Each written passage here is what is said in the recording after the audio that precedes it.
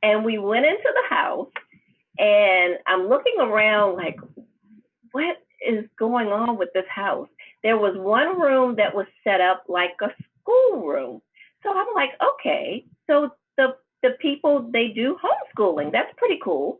Then we went into the bedroom, and there was a pole, and he Okay. started laughing. And I'm like, what's going on here? And he said, they do porn movies here. And I'm like, It's survival mode.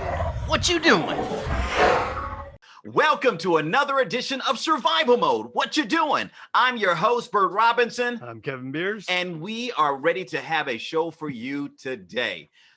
You know what, Kevin, this is going to be a really good show for, because, I will always take credit that I was the creator of Survival Mode.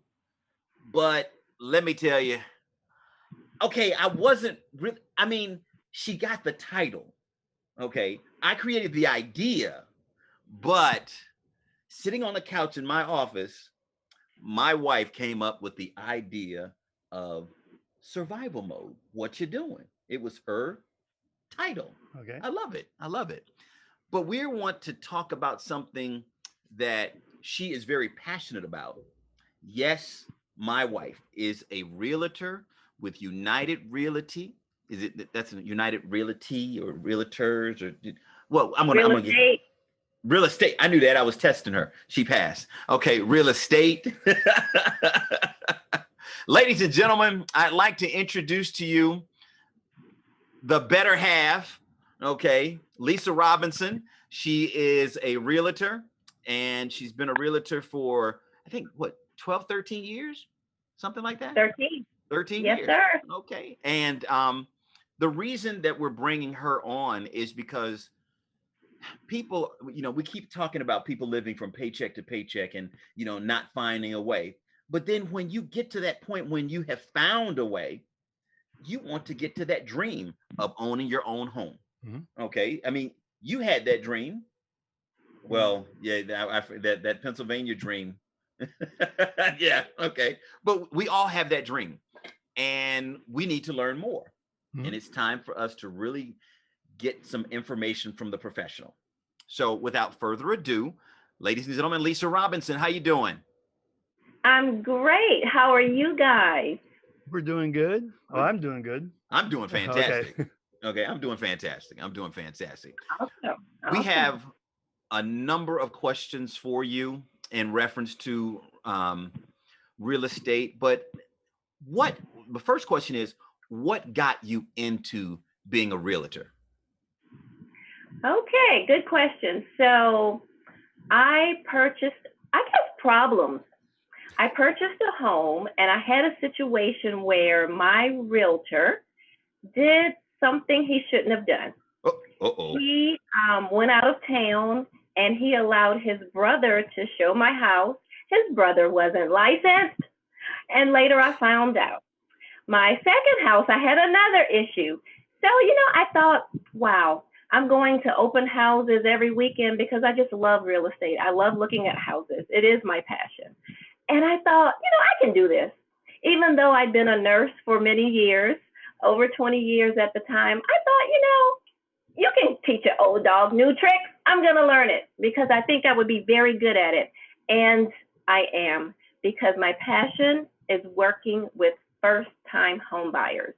A lot of first-time home buyers get into trouble because they just sign the dotted line, but they don't read what they're signing. They don't take the time to learn. So that's where I come in, to really teach them about what they're signing and what it means and what it means for the long haul, oftentimes. Yeah, and it's funny, me watching her from afar, not being a realtor myself, she is really into it. When she goes to look at a house, she's very methodical about, looking at every room. Okay. Mm-hmm. I remember once I watched her, I came with her, she allowed me to, and I watched, and she goes through the front door and then goes through every room and looks at it. Okay. And how she explains, things to potentials.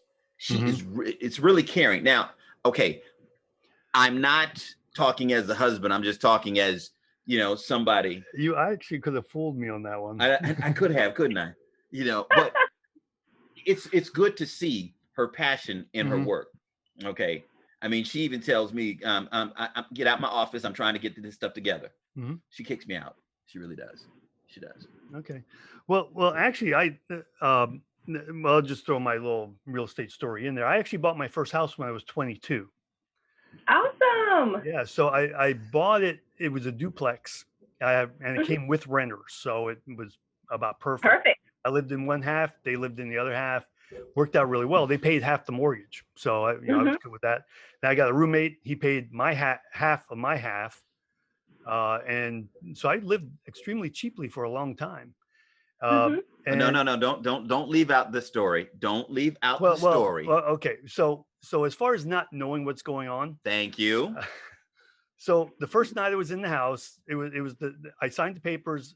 I didn't actually move in. I basically had a sleeping bag, and the bedroom had carpet, so I was good with that.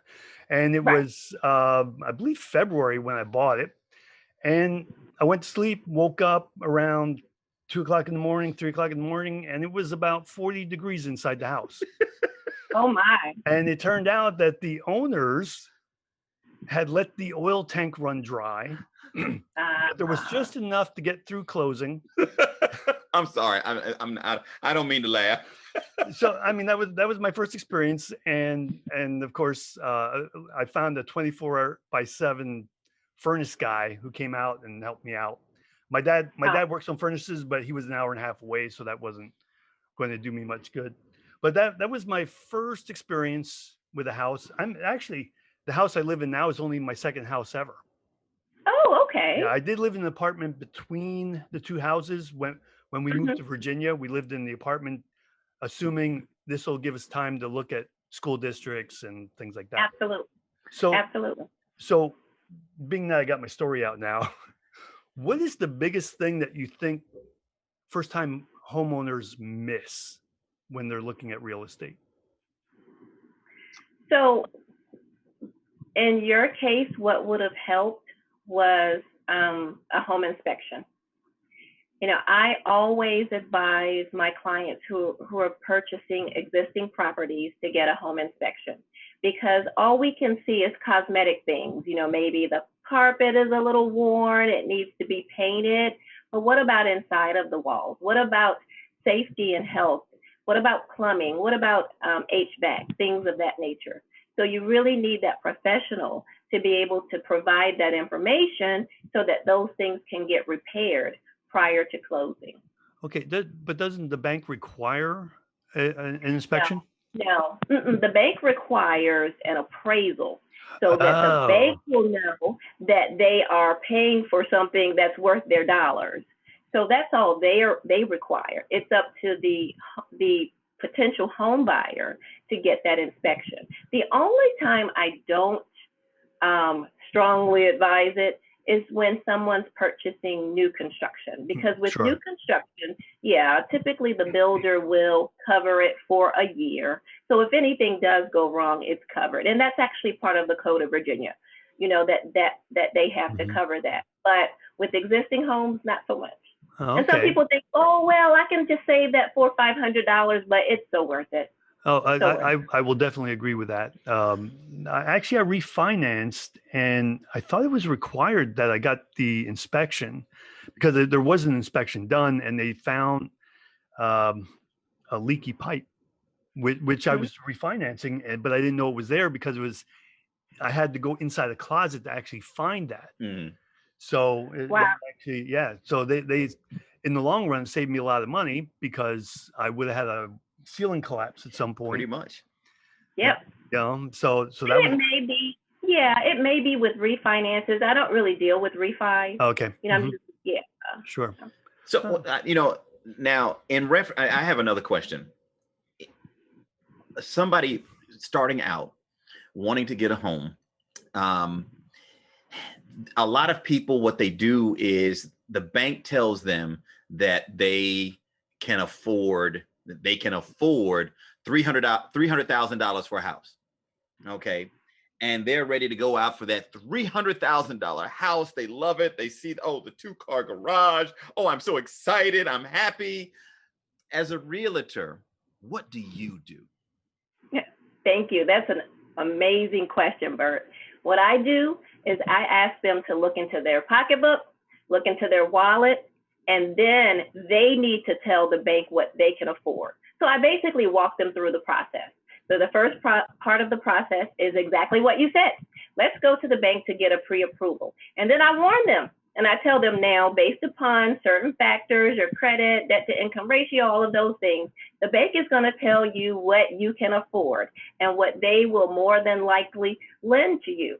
Then you take that dollar amount and you ask them, well, what does that equate to when it comes to a monthly payment? And if that amount is too high for your pocketbook and your wallet, then you bring that number down and you say, you know what, thank you very much, Mr. Business Bank, but I'm looking for something more affordable. This is the number I'm thinking. So then the lender will say, okay, well then that's probably, let's say, $250,000. And that's the number that I want my client to give me, because I don't want to show them something that's not affordable, something that will cause them to be house poor. Okay. Right. All right. So, yeah, I was trying when we were looking at houses here in Virginia. That's the kind of thing we were running into. Actually, the banks kind of argued with us on it, because it's like, Oh, wow. it's like, well, we know what we can afford. Mm-hmm. But they were like pushing us to take more, and it's like, no, because what I learned with my first house is not, well, first of all, something expensive is gonna happen in the first week. It's like, no matter what happens, that will happen. That will happen. Yeah. And if it's not the Yeah. first week, it's the second week.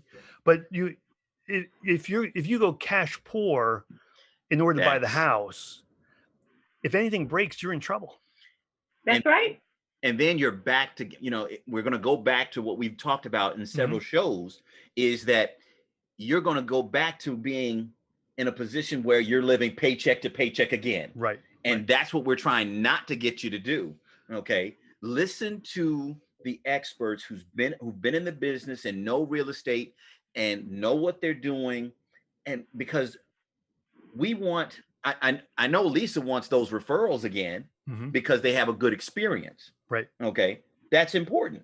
Okay. We as financial professionals, we want to make sure that you're able to stay in that house from day one to however long you decide to stay in that house, not to a bank or anybody else. Would you agree with that? Would you agree with that, Lisa? Yes, absolutely.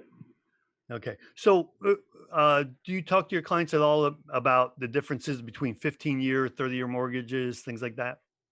What do you I do. I talk to them about that and I educate them about that. And oftentimes what typically happens is after they talk to the lender, then they'll come back to me to make sure they have a good understanding. Because of course, that's the lender's main job, to talk about that. But I want to make sure that they truly understand it. Not just the 15-year or the 30-year, but the difference between fixed rate and variable and all of that. Some of the same things you guys talk to your clients about. Right. Right. Indeed. Right. Now, since you work mostly with first-time buyers, you find most of them take the 30-year mortgage typically? Yes. I would. Well, I'm probably half and half. When I first started in 2008, I was probably working more with first-time home buyers. But now I would say about half of my clients have purchased homes before. So, and I'm still finding actually that a lot of my clients are more interested in the 30-year mortgages, Okay. even some of my older clients. Okay. Wow. Now, well, and I do, and it does really come down to your situation.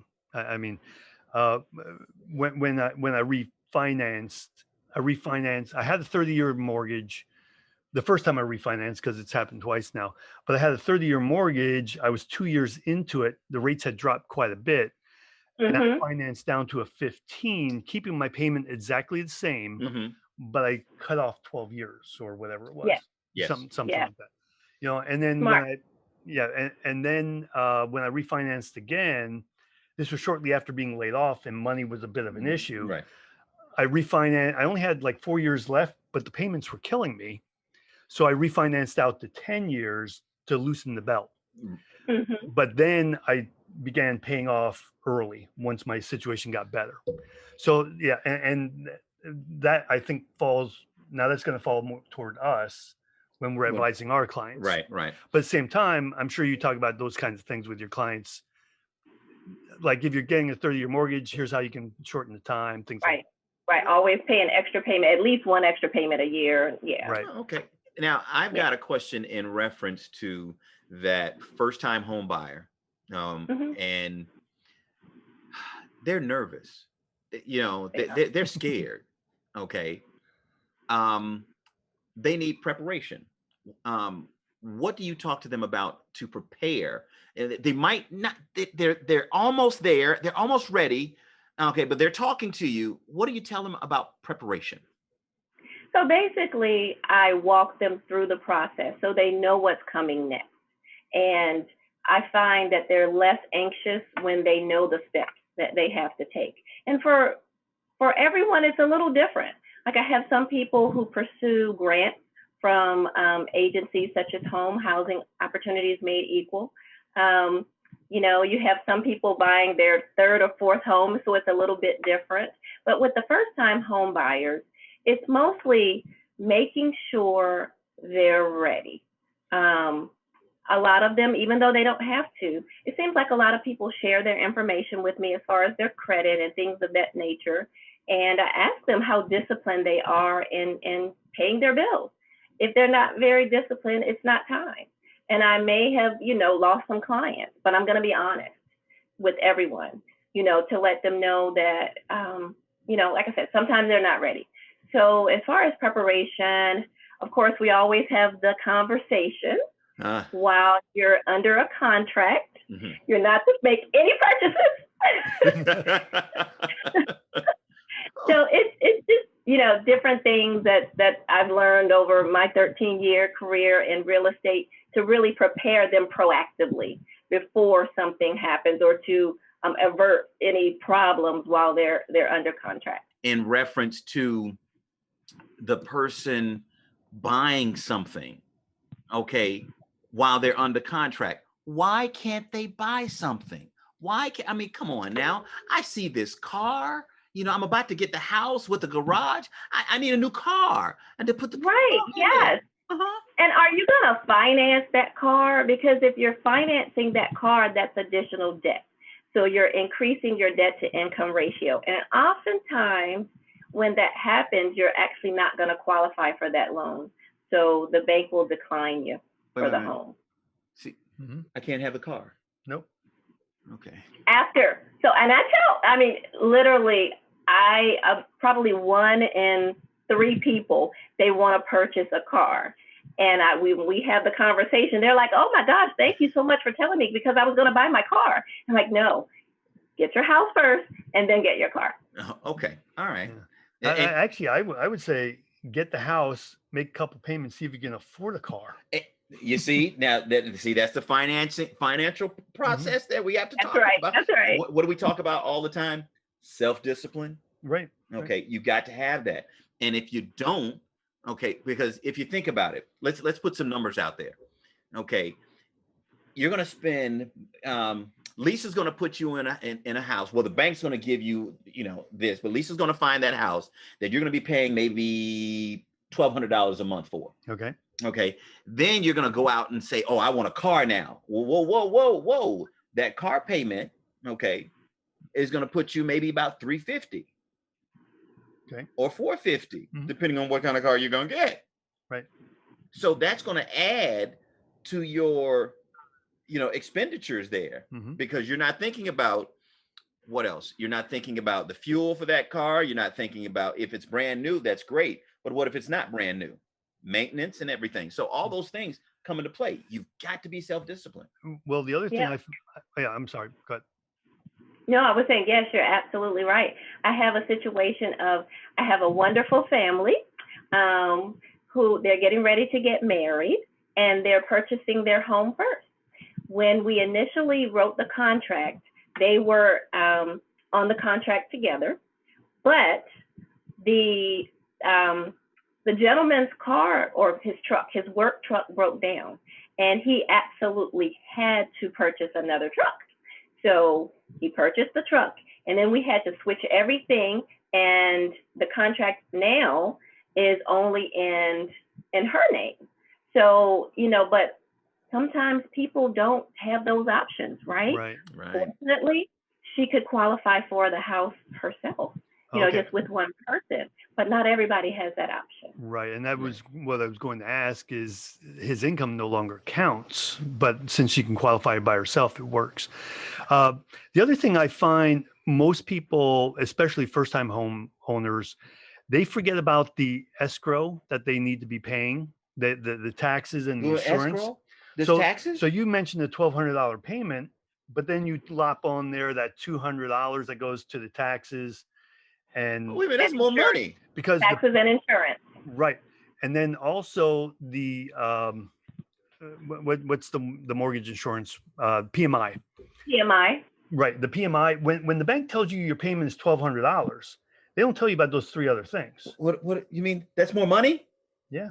Okay. Oh, wait a minute. And I want to add to it, and I'm joking about it, okay, because I want people to just relax and understand it.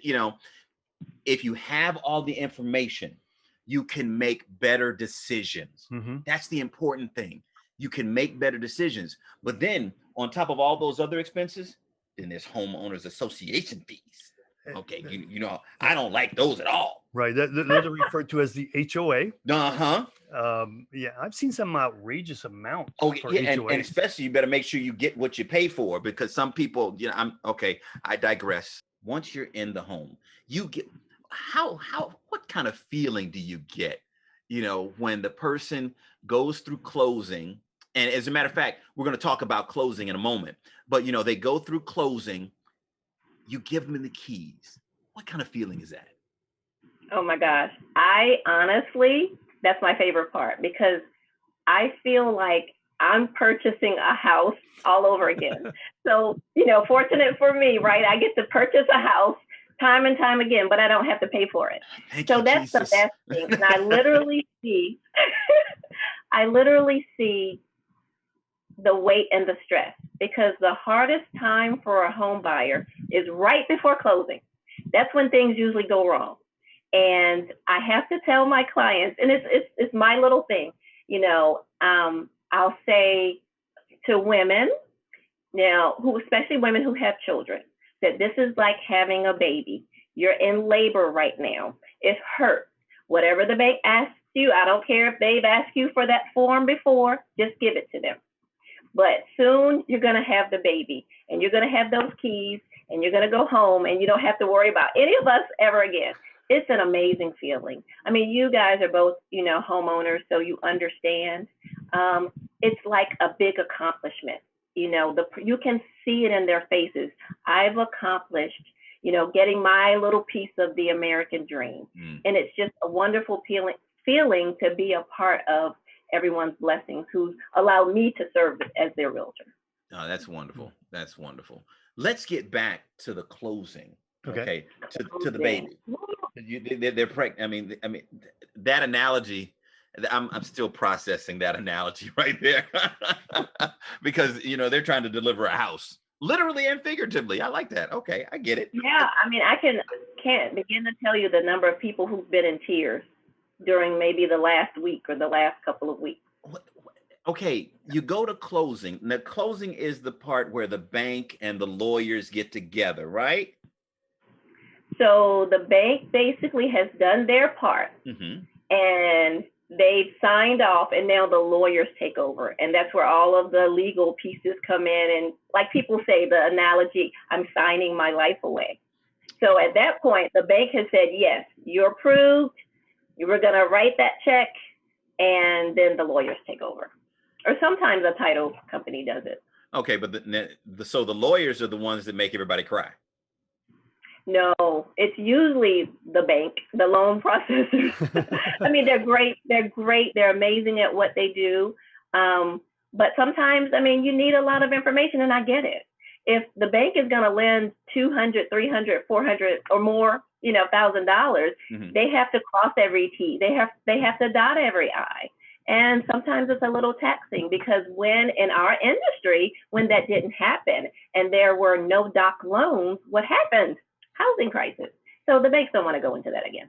Okay. All right. So you got to deal with the bank saying yes at closing, banks, everything is all right. And then the lawyers make sure all the documentation is there. Yes. So it can be recorded. So it can be recorded with, the court. All right. Recorded with the courts. Does it still require both parties to be at the table? No, not in Virginia. Okay. Okay. All right. Okay. So they got the house. Let's talk about they got the house. They're in it. Yes. They're in it. Does that mean you're done? Me? Not me. Maybe some agents, but not me. I keep in touch with my clients. Actually, it's so funny that you asked that because I text one of my clients yesterday. They closed 2 months ago. And I just text them to let them know that I was fully vaccinated, so when they plan their cookout, make sure that I get an invitation because I like to keep in touch with them. Oftentimes in the beginning, it's just to kind of offer some advice. I had a young lady who closed not too long ago, probably around the same time frame, a couple of months. And she started getting all those letters in from insurance companies and different places. And she's like, Lisa, what does this mean? Being a first-time home buyer, I helped her through that. So it just depends. But I really like to keep in touch with my folks. It's like family. It's like you become family. That's good. Hey, we got a dinner that I don't have to cook. I'm good. I'm good. I'm good. Did That's right. Did your text include him? What? Well, he's always included. He's been out there with me, actually. Oh, okay. To New Camp. Okay. See there? Now. No, okay. Now, you've been in this business 13 years being a realtor. What are some of the strangest things that you have seen in No, because can I say it? Is this a show where I can say it? Oh my goodness. Okay. 2 things that come to mind. One, when I was showing a house and I opened the door and I don't know, about 40 roaches fell from the door frame. Seriously? Yeah. Okay. They were selling that house. I wonder why. So I was working with an investor, and of course, investors, they're looking at houses that need a lot of, rehab, and they buy them cheap so that they can make a good profit. So that was one situation. Whoa. The strangest situation, oh my God, I can't believe I'm talking about this, was I was helping a young gentleman purchase, was this his first home? I think it was his first home. And we went into the house and I'm looking around like, what is going on with this house? There was one room that was set up like a school room. So I'm like, okay, so the people, they do homeschooling. That's pretty cool. Then we went into the bedroom and there was a pole. And okay. He started laughing. And I'm like, what's going on here? And he said, they do porn movies here. And I'm like, okay. Okay. All right. Now, you know what? See, I wasn't expecting that one. That is okay. And I didn't even know that story. Learned something. Yeah, every room had a different setting. It was I get what you're saying. Okay. Okay. All right. Oh, and also one where, now usually as a realtor, of course, it's the client's decision as to the house they decide to buy, the house that's best for their family. I've only had one situation where I encouraged the young lady to look elsewhere. It was evident that there had recently been a murder in the home. There were bullet holes, the blood was still there, and she had a 9-year-old daughter Okay. And I shared with her, the neighbors all know what, they know what happened. And I think it may be traumatizing to your daughter. So please strongly consider that. And she did decide to purchase a different home. Those are the things that you really get into, just everything about a home. You really go deep into it and finding that home. Here's something that I wanted to learn today.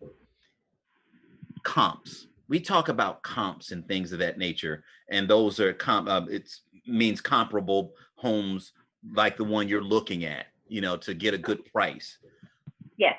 So if I'm out there and, I'm just starting out, okay, but I see this nice house, like a diamond in the rough, okay, and let's say it's like around $200,000, okay, Mm-hmm. but there's no house around there that's $200,000. What do you do as a realtor to help that person? So at that point, I advise them, because I am doing the comp for the neighborhood. Once a client makes a decision on, let's say, one or two houses, Mm-hmm. then I said, okay, now it's time to do the comp. Let me look at the neighborhood, because you don't want to purchase a home that is overpriced. It's just like, going into a mall to get a suit, right? Mm-hmm. You don't want to get the most expensive suit if there's another one just like it that's a lot cheaper. So it's just like that with buying a house. You don't want to buy one that's overpriced, right? This is a different market. So it seems like everything now, the prices are pretty high for everything. But that's our job as realtors, to make sure that we are advocating for our client. We're making sure that they don't pay more than the home is worth. Okay. And then on the other side, when they're selling it, often clients think, oh, my house is the absolute best in the neighborhood. I'm going to charge far more than everyone else. And I have to be that voice of reasoning to say, no, it's not going to sell. So let's, come down to a reasonable number, because we want to make sure to get the house sold. Now, getting a house sold in this market, it isn't a problem, because there's low inventory and pretty much everything is selling with multiple offers. Okay. So it's a different market. Who would think in the middle of a pandemic? So my first question is, if the houses are selling very easily, should the buy or sellers be putting the price higher because they can just get it? So yes, they should try to get as much as they can. I mean, they want to make a good profit. However, what I share with my clients, all of the clients who are selling their homes, is when the appraisal happens, the buyer is not going to pay more than the appraisal amount. So, for instance, if you want to put your house on the market for $450,000, when Bank of America comes in and they say your home is only worth $400,000, at that point, we have to lower our asking price to $400,000, because most buyers won't say, okay, well, we'll just let the bank pay $400,000 and I'll just, stroke that check for an additional $50,000. Not gonna happen. So I guess that would lead to the question: why are the banks appraising what they are if you're getting multiple offers? Why is the appraisal not going higher? So they're also looking at the house itself, the condition of the house, the square footage of the house. They're looking at the neighborhood. I mean, different neighborhoods, you can have the same house in the West End and in Chesterfield, and the prices could be different. Sure. So the banks are looking at those things to make sure that they're making a sound decision with their money. Right. Okay, that makes sense. I don't necessarily like it if I were selling my house, but this phrase, it is what it is. Mm-hmm. I can't stand that phrase. I really can't. I use it quite a bit lately. Mm-hmm. Okay. All right. Yeah. Let's talk about selling. You have a house. Sure. Okay. You getting your financial stuff all together. You're selling your house. What do I need to do when selling my house? What kind do I need to do renovations? Do I need to put on a new roof? What do I need to do? So the main things are safety and health. That is what an appraiser looks at. Now, it depends on the market, whether it's a seller's market or a buyer's market. In this market, I advise people not to put too much into the house because it's going to sell anyway. What I typically say is if it doesn't add square footage, don't add a lot of money. Now, if the windows need to be fixed, yeah, you can get windows, but you don't have to go for the most expensive window out there. Okay. If flooring needs to be done, do something modest so that it's not, you don't have any issues with the flooring, but you don't want to get the most expensive hardwood out there. In this market. You can't put just a rug on top of everything and just, No, you got to fix it. But here's the thing. Okay. That's this market. When it's a buyer's market, when the inventory is grand and houses are staying on the market for a long time, then you have to do more. Then that's when you have to, make it look like HGTV. But right now, you really don't. Just fix everything, make sure it's safe, everything is working properly, and unless you're adding square footage. Okay. Well, here's a question. I have solar panels on my roof, and I'm the only house in the entire neighborhood with solar panels. Now, the solar company came in, and I didn't necessarily believe them, but they said it will add this much value to your home. Is that really true? Do you find solar panels actually add value, or do they add very little? It's all up to the buyer, right? Like they say, there's a buyer for every home. So if you have a buyer who's really looking for that, then yes, that's of value to them. The majority of my clients are not really looking for solar panels, the ones I've been working with. Mm-hmm. So would I say it would add a lot of value? Probably not. Okay. How much did he tell you? What's that?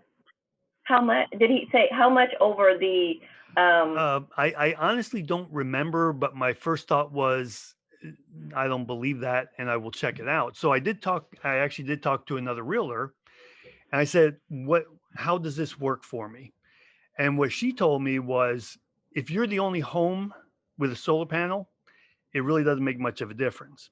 If you're in a neighborhood that is built and everybody has solar panels, and that was one of the reasons why it was built that way, then the buyers coming in are looking for solar panels. Right. Exactly what you said. So if they're looking for solar panels, it adds a lot of value. I like it. Yeah, I like it on my wallet. I know. But it's a it was interesting because a lot of the solar companies are making this promise of all this extra value it builds into your home. I find that with windows too, like, oh, well, these windows add all this value. Well, they do, but if, double pane versus triple pane, is it really worth the extra money? Those sorts of things. Yeah, but once you put it on there, and they can, you can transfer the ownership of that warranty with it, then that's the good part. But at the same time, is the amount of money you're putting in really going to raise the value that much? I'm gonna defer to the expert to answer that question. No. Oh, wait a minute. You just said you said no. I did. I mean, you need to make sure that the home is energy efficient. That's what people are looking for. Right. To make sure it's energy efficient. So if the windows are the original windows and you bought the house in 1960, of course we know that home isn't energy efficient. So, having one next door to it, maybe it looks just the same. Mm-hmm. The buyer is typically going to go to the one that's more energy efficient. Like you said, it's better on your wallet. And buyers are looking for that too, because they don't want to be house poor. When people are moving, especially with people moving from an apartment to a home, they know they're going to have greater expenses for that home, but they don't want it to be astronomical. So agreed. As far as the double pane, triple pane, no, I don't think it adds that much value. Again, if it's not adding square footage, typically is the rule, it's not adding a great deal of value. Okay. Do you find most of your first-time home buyers, they're obviously moving from a renting situation into a mortgage situation? Is there a huge jump in their monthly payments? Yes. Now, yes. 2 years ago, no. Because of the interest rates? Because the prices of homes have skyrocketed Right. in the last couple of years. Okay. Yeah. Okay. So yes, I'm seeing a bigger jump now. So that's why there are fewer people. What would you say the jump? Let's say, is it $300, $400? Just give a rough estimate. So I'm going to say 4 or 5 years ago, I could find a client a home where they were paying about $900 a month for a mortgage. And it was a decent home, 3-bedroom home, existing, of course, not new construction. Now, I can't find that. They're paying maybe, at the lowest, I'm going to say about $1,100. Okay. All right. Now, I often look at Zillow to see what the value of my home where we're at, and actually I find Zillow to be pretty accurate. But I found the value of my home over the past 2 years has really gone up quite a bit. I'm almost like wealthy now. Just listen, I'm almost. Well, it's not liquid. You have to sell the house before you have your wealth. See, that's another show. Yeah, that's another show. Well, listen, Lisa Robinson, I wanted to say thank you ever so much for taking your time to, help everybody get a little bit more understanding of buying a home, in this market today. We really do appreciate you. We would love to have you back. If you're available, we'd love to have you back. Sure. You don't mind, do you? I don't mind. And I did want to just give a personal thank you to you for showing up tonight and giving us a lot of insight. I learned a couple of things tonight. And that's what we do. Thank you for having me on the show. I really appreciate it. All right. Thank you very much. That's going to about wrap it up for this edition of Survival Mode, what you're doing with real estate. And, before we go, Lisa, what is the best way that they can reach you and trying to get a brand new home, or, if they have a home, they want to upgrade, how do they reach you? Sure. I am with United Real Estate, and I'll just give you my number. My number is 804-852-8480, and I would love to speak to some of your clients. Thank you for having me. Oh, great. Hey, don't forget, if you want more information, you can check us out by email, survivalmodewd@gmail.com, or you can look at us on Facebook, and you can check us out. You know what? They can also check us out on our show during every Friday at the IBGR network. So we're all over the place, and including YouTube. Don't forget hey, subscribe. What do you call it? Ding us. Smash the bell. Smash the bell. That's what we do. You all have a wonderful week. Bye-bye now. It's survival mode. What you doing?